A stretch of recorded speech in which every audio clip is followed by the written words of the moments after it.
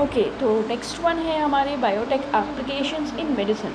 यहाँ पे मेडिसिन में आपको दो एप्लीकेशंस पढ़नी है, one is the genetically engineered insulin की और एक जीन थेरापी। तो सबसे पहले हम पढ़ेंगे जेनेटिकली इंजीनियर्ड इंसुलिन, जिसे हम कहते हैं ह्यूम्यूलिन।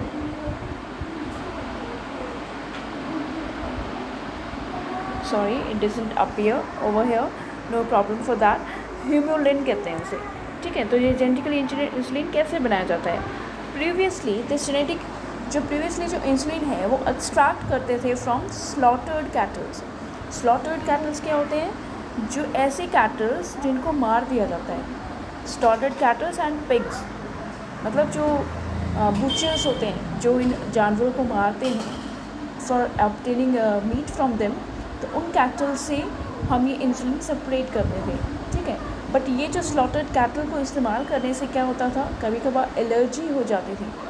ठीक है, एलर्जी हो जाती थी, दैट मीन्स जो न्यू पेशेंट, जिस भी पेशेंट पे हम वो पर्टिकुलर इंसुलिन ऐड करते थे उनको कुछ प्रॉब्लम्स हो जाती थी, जिसके कारण हम ये मेथड जो था फिर इनको यूज़ नहीं किया गया। उसके बाद क्या किया गया?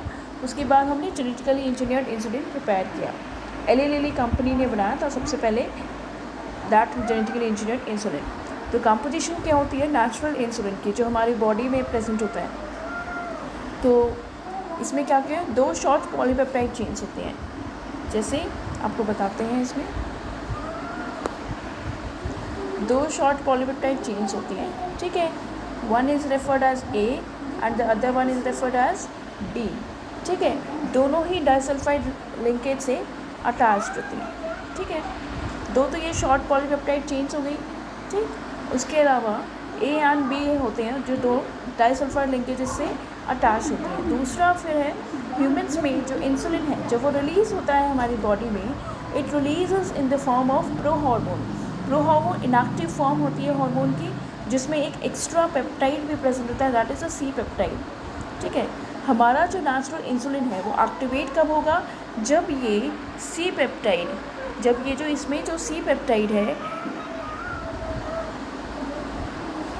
जब इसमें जो ये सी पेप्टाइड है इट विल गेट रिमूव्ड, है ना।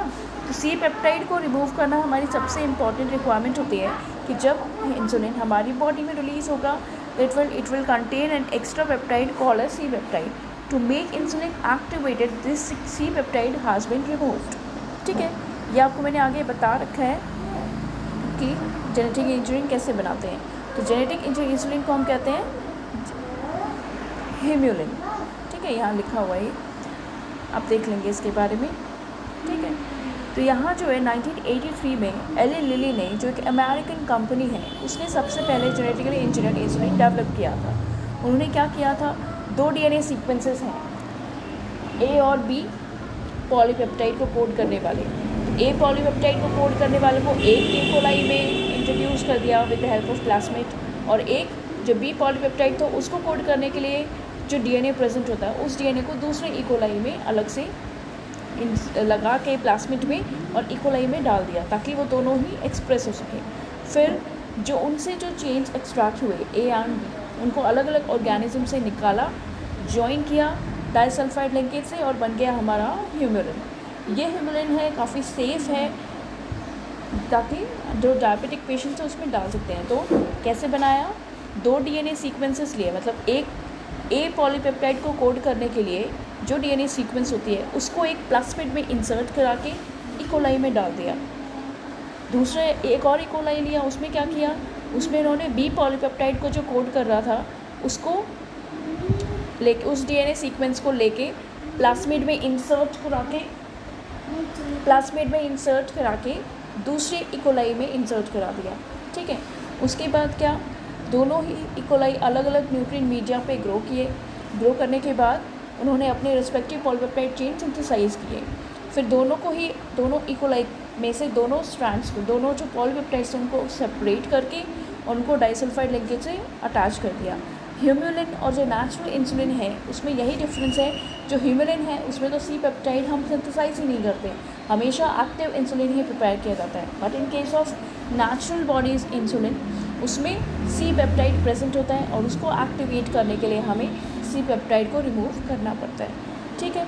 Thank you so much for the today's video. और इसको ध्यान से पढ़ लेना। कोई प्रॉब्लम हो तो आप मेरे कमेंट व्हाट्सएप ग्रुप पे आप उनसे शेयर कर सकते हैं। थैंक